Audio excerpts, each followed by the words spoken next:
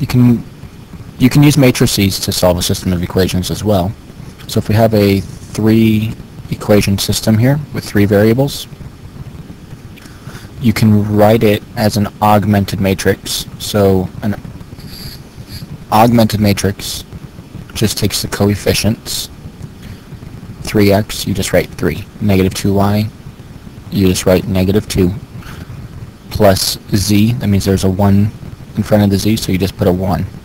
Equals 5, so you put a 5 over there. I like to put a line down where the equal sign would be. Some people don't do that, but I like to use that.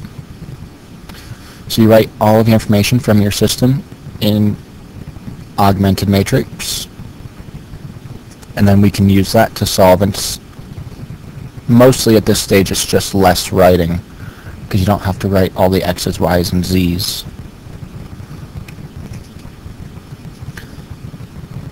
So let's solve this system as a matrix. So first let's write it as an augmented matrix. We only write the leading coefficients. So 1, negative 1, 3, and it equals 4. 1, 2, negative 2, and 10. 3, negative 1, 5, 14. So again, I'll draw my equal sign line. Now, our goal to solve this, just like when you're using equations, is to cancel out the x's in 2 equations first. So we need a 0 here and here, and then we'll combine those two to cancel out the y's in the bottom equation. So we'll have a 0 here. When you have this triangle form of your matrix, that's called row echelon form. So the first goal is to get a 1, which we have, so we can leave that alone. Next, we're going to try to combine 2 equations, row 1 and 2, to cancel out the first number. So let me rewrite our first row. Now we're going to combine rows 1 and 2 to cancel out our first number. So to do that, we're going to do row 1 minus row 2. So we have 1 minus 1 is 0. Negative 1 minus 2 is negative 3. 3 minus negative 2 is 5. 4 minus 10 is negative 6.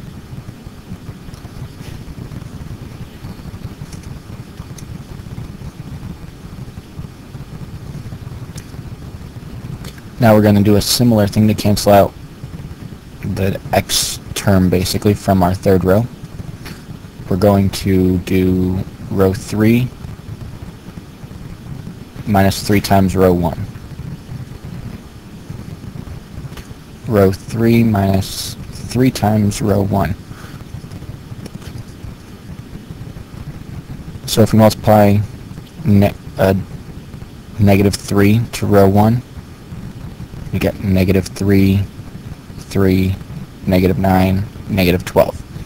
So really what we're going to do is we're going to take this bottom row 3 and add with our scratch work right here. 3, negative 3 is 0. 1 and 3 is 2. 5 and negative 9 is negative 4. 14 and negative 12 is 2.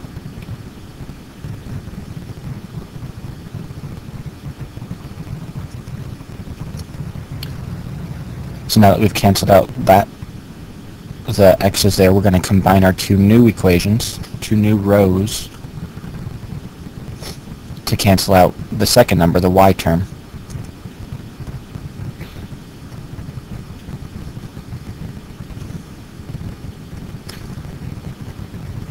And another thing that we're going to want when we're writing this out, you want to have a 0 and a 1 right here to get it into row echelon form, or triangle form. So we need a 1. So in order to do that, you can take either equation, it doesn't matter, either of our two new rows, but we need a 1. So since this is a -3, to get a 1 we could divide by -3, but -3 does not go nicely into 5. So let's look at our other row. We have a 2, so we can make that become a 1 by dividing everything by 2, and our other numbers do divide by 2 pretty nicely, so let's go ahead and do that. We're going to divide by 2. So -4 divided by 2 is -2, and then 2 divided by 2 is 1. So that's our middle row.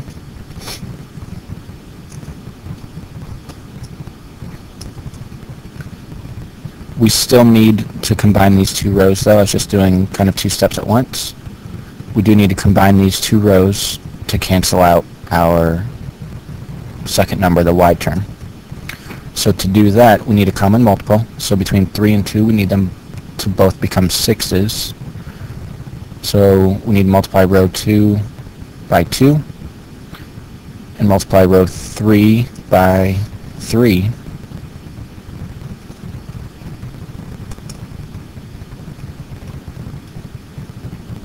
That way we get a -6 and a +6. We just have to add them together.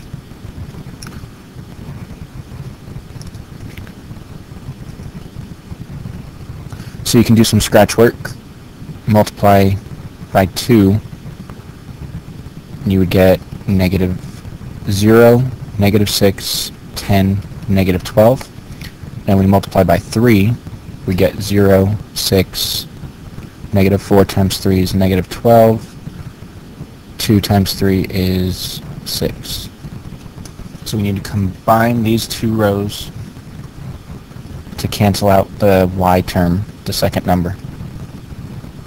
So we have 0 and 0. -6 and 6 is 0.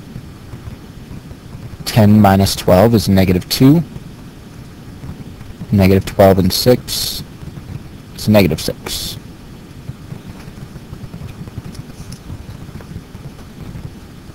And similarly to what we did here, we want to start with a 1 for row echelon form. So we need to divide by -2. So dividing by -2, let me copy down our other rows first.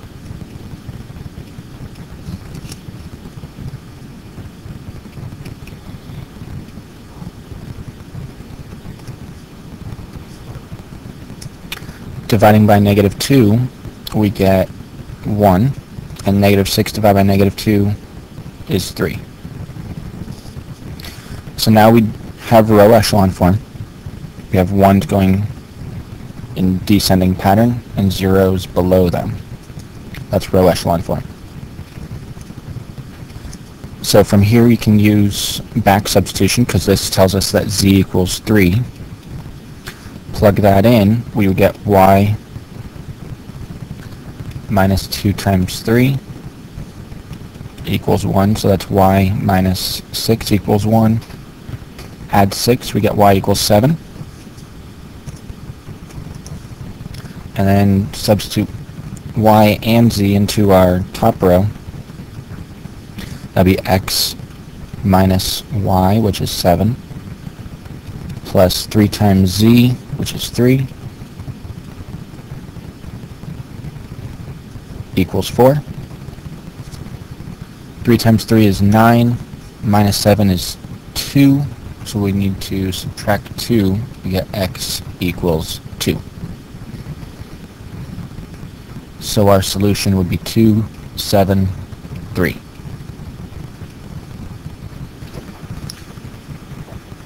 I also want to show there is a way that you can use this on your calculator. You can make your calculator to actually do the work for you. So first we need to enter it as a matrix. So second matrix. And we need to edit. So we'll go over to edit, select matrix A, just because that's the first one, it makes sense. and we need to enter it as an augmented matrix. So there are 3 rows and 4 columns in our augmented matrix. So 3 by 4, I need to change mine to be a 4. And then just enter the augmented matrix. So 1, negative, and it goes across each row first. 1. If there's already data in there, it'll just type over it when you type, so that's okay. -1 is next. Enter.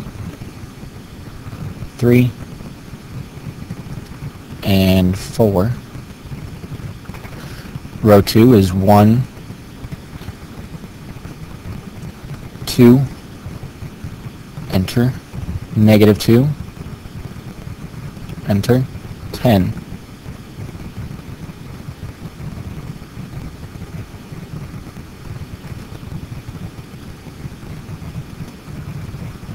And row 3 is 3, enter, -1, enter, 5, enter, 14. So once you have it all entered, you have to quit. So second quit. And if you go and select matrix, if you select matrix A right now and not do anything with it, just push enter to select matrix A, and then enter again. It will display the matrix for you. That's a good way to make sure that you entered it correctly,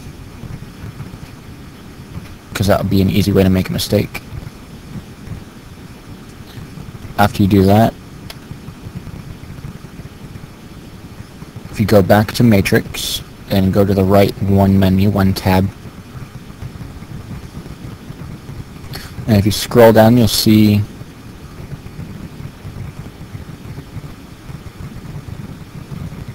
right down here, mine's option A, REF. It stands for row echelon form. So if you select that option, it will convert whatever matrix you want to row echelon form. So then you just have to go back and select matrix A, press enter. Now, row echelon form isn't always the same for every matrix.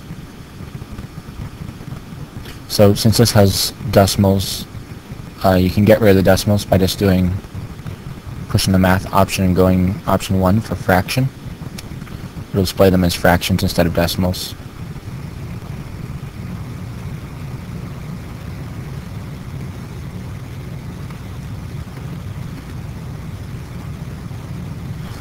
So we can see that our bottom row, 1, 3, is the same, but the other 2 rows the calculator did differently, so it's hard to check